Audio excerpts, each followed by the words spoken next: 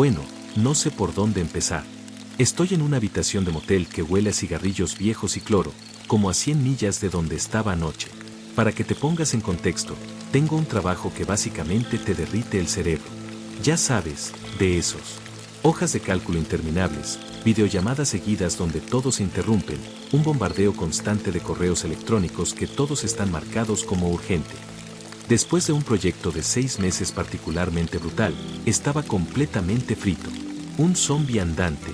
Mi jefe, para su crédito, lo vio y básicamente me ordenó que me tomara 2 semanas libres. Vete a algún lugar sin servicio de celular, me dijo.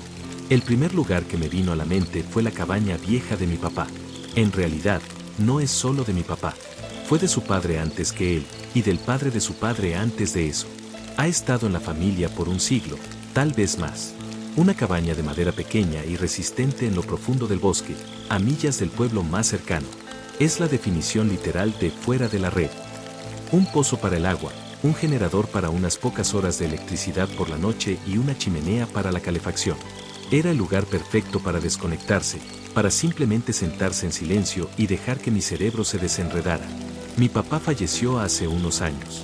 No estábamos distanciados, pero tampoco éramos cercanos. Era un hombre tranquilo y solitario, y la cabaña era su santuario. Tengo algunos recuerdos borrosos y felices de estar allí cuando era niño, el olor a agujas de pino y humo de leña, la sensación de la madera tosca bajo mis pies descalzos, él enseñándome a hacer saltar piedras en el arroyo cercano. Volver se sentía como una forma de honrarlo, supongo. Una forma de encontrar algo de esa paz que siempre parecía tener cuando estaba allí. El viaje fue largo, la última hora por un camino de tierra sinuoso que era más bache que camino. Cuando finalmente llegué, el lugar se veía exactamente como lo recordaba. Los troncos eran de un gris más oscuro y desgastado. El porche se hundía un poco de un lado, pero era sólido. El aire era limpio y frío, y el silencio era tan total que se sentía como un peso en mis oídos. No había coches, ni sirenas, ni gente.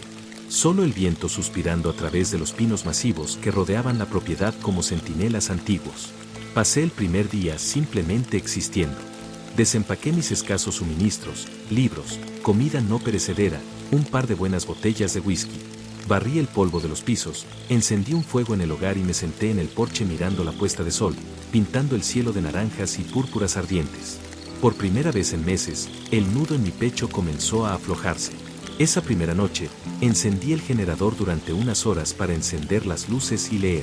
La cabaña tiene 2 ventanas principales en la sala de estar, grandes paneles de vidrio que dan a la oscuridad impenetrable del bosque. Tan pronto como encendí la lámpara junto a mi sillón, llegaron las polillas. Es normal, por supuesto, un solo punto de luz en un océano de oscuridad. Vas a atraer a todos los insectos a kilómetros.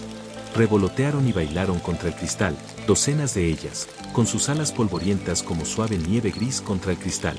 Apenas las noté. Era un sonido familiar, casi reconfortante, de la naturaleza. El suave golpe de papel, golpe de sus cuerpos golpeando la ventana. Leí durante una hora, apagué el generador y me quedé dormido en el sueño más profundo y sin sueños que había tenido en años. El segundo día fue aún mejor. Corté un poco de leña para el fuego, fui a una larga caminata y sentí que el estrés de la ciudad se me caía con cada paso. Me estaba reconectando con algo primordial, algo real. El mundo se sentía simple de nuevo. Esa noche, hice lo mismo. Encendí el generador, me serví un poco de whisky y me acomodé con mi libro. Y de nuevo, las polillas llegaron. Al principio, fue lo mismo que la noche anterior. Un torbellino caótico de alas contra el cristal. Pero a medida que pasaban los minutos, comencé a notar algo. Un sonido debajo del caos general. Un solo golpeteo persistente. Era distinto de los suaves golpes carnosos de las otras polillas. Era más agudo, más deliberado. Levanté la vista de mi libro, tratando de identificarlo. En la ventana derecha, una polilla grande y pálida, más grande que las otras, casi del tamaño de mi pulgar, estaba aferrada al cristal. No estaba revoloteando. Estaba perfectamente quieta, excepto por sus alas. Levantaba una ala y la golpeaba contra el cristal. Era extraño, pero lo ignoré. Los insectos son raros.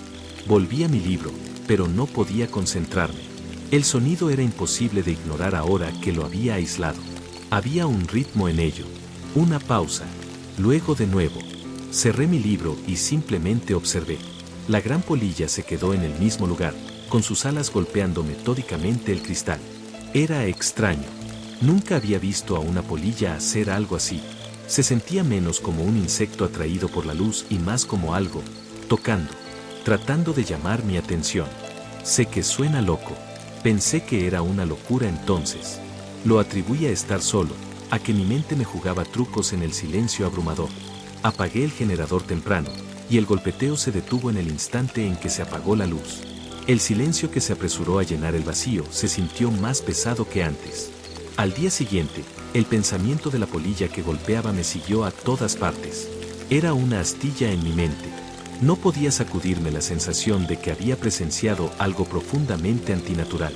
La soledad perfecta de la cabaña ahora se sentía, atenta. Los bosques parecían estar conteniendo la respiración. Esa noche, casi dudé en encender el generador. Pero la idea de sentarme en completa oscuridad era peor. Así que tiré del cable, el motor se encendió y las luces parpadearon. Ni siquiera fingí leer.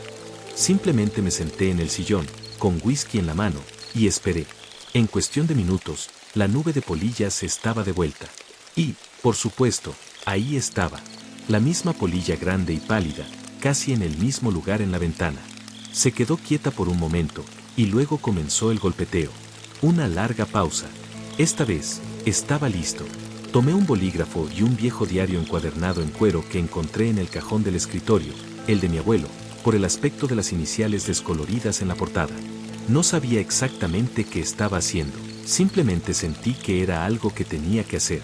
Un desafío. Decidí registrar los toques. Hice un sistema simple, un punto para un toque corto y rápido, y una raya para uno un poco más largo y resonante. Anoté las pausas entre las secuencias. Durante las siguientes 3 horas, me senté allí como un científico loco, con los ojos pegados a la polilla, con mi bolígrafo raspando el papel amarillento del diario.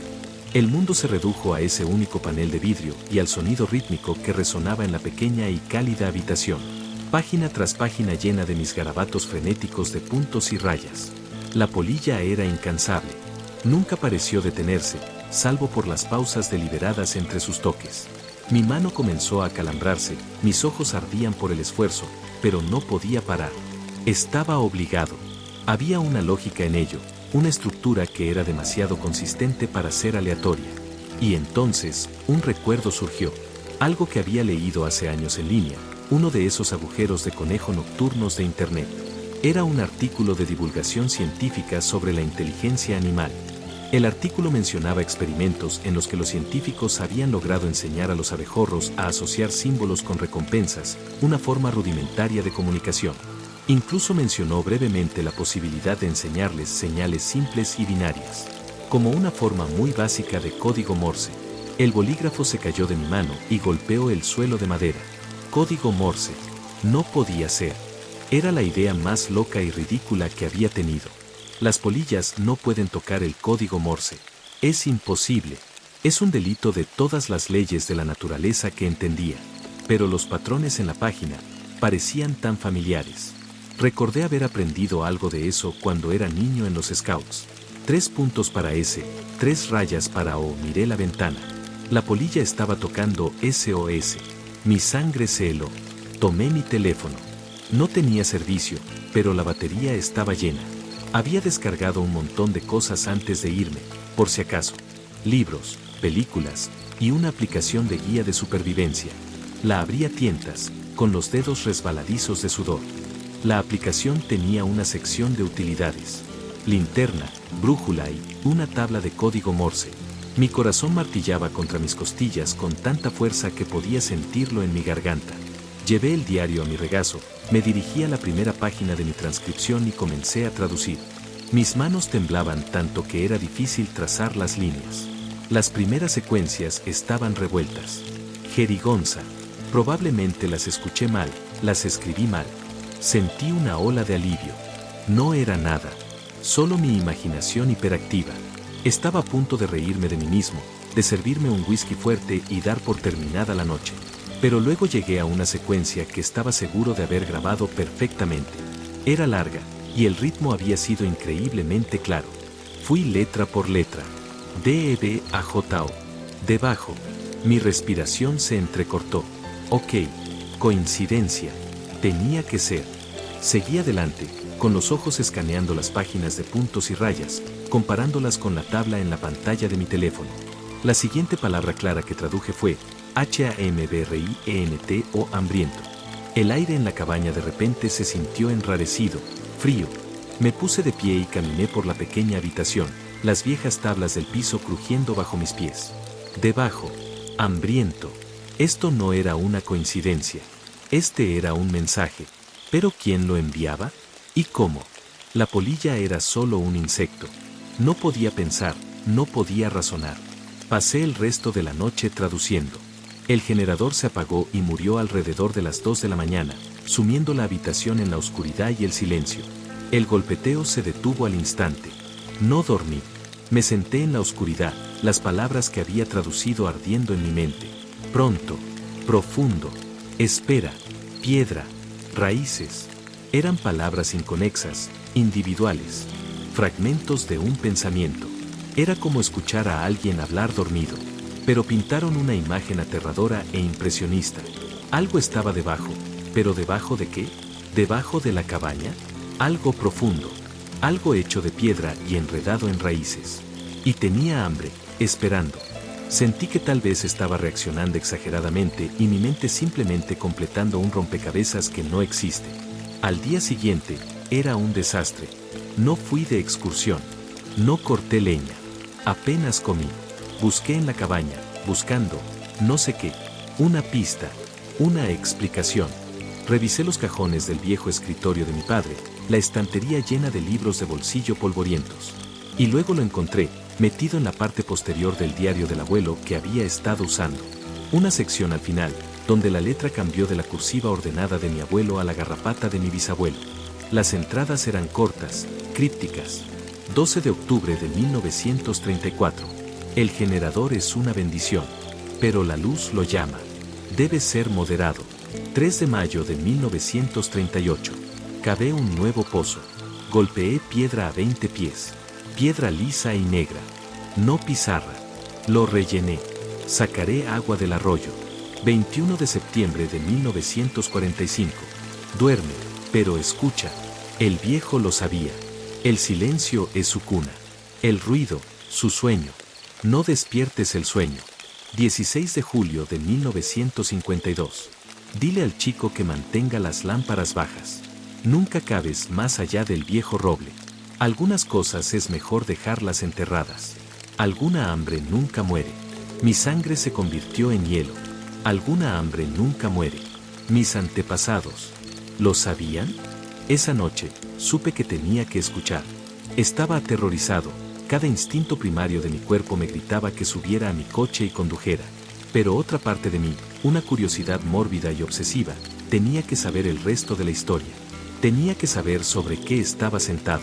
Encendí el generador. Las polillas llegaron. El golpeteo comenzó. Esta vez, los mensajes fueron diferentes. Eran más largos, más coherentes. Era como si, al escuchar, de alguna manera hubiera fortalecido la conexión. La polilla golpeó, y yo escribí, con mi mano volando por la página. Sentí que estaba tomando dictado desde la tumba. No esperé a traducir. Llené página tras página del diario, los puntos y rayas se convirtieron en una mancha borrosa. La polilla estaba tocando más rápido ahora, con más urgencia. El aire en la habitación se hizo espeso, pesado con una extraña energía estática. La luz de la lámpara pareció atenuarse, como si el mismo aire la estuviera absorbiendo. Finalmente, después de horas, la polilla se detuvo. Cayó del cristal de la ventana, una pequeña cáscara sin vida en el porche exterior. Las otras polillas se arremolinaron, confundidas, antes de dispersarse en la noche. Silencio. Me senté allí por un largo momento, con el pecho apretado por un terror asfixiante. Luego, con las manos temblorosas, tomé mi teléfono y comencé a traducir el último y largo mensaje. La historia que contaba no era de este mundo. Hablaba de un tiempo anterior a los árboles, anterior al suelo. Hablaba de una inteligencia vasta y silenciosa que cayó de las estrellas y se enterró profundamente en la tierra que se enfriaba para escapar de la dura luz del sol. Se describía a sí mismo no como una criatura de carne y hueso, sino de paciencia y gravedad y hambre. Hablaba de los primeros hombres, mis antepasados, que lo encontraron. No lo entendieron, pero le temían. Sintieron su presencia en la roca profunda, una frialdad que emanaba del suelo. No pudieron matarlo, así que lo ataron. Realizaron rituales, colocaron grandes piedras y lo enterraron bajo capas de tierra y oración, sepultándolo en un sueño silencioso y sin sueños. Los mensajes explicaban que no podía ver ni oír. Su único sentido era una forma de percepción ligada a la energía. Durante milenios, sus únicas sensaciones fueron el lento calor del sol en lo profundo de la tierra, el arrastre de las raíces, el desplazamiento de la roca. Durmió, pero la llegada del hombre trajo nuevas sensaciones. Fuego, las vibraciones de las voces. Y luego, electricidad. Luz artificial. Para su antigua y latente conciencia, esta luz era un grito penetrante en una eternidad de silencio. Una aguja afilada y dolorosa que lo pinchaba para despertarlo. No podía moverse. Todavía no. Las ataduras de los primeros hombres eran fuertes. Pero podía extenderse. Podía tocar los diminutos y simples sistemas nerviosos de las criaturas atraídas por la luz. Los insectos.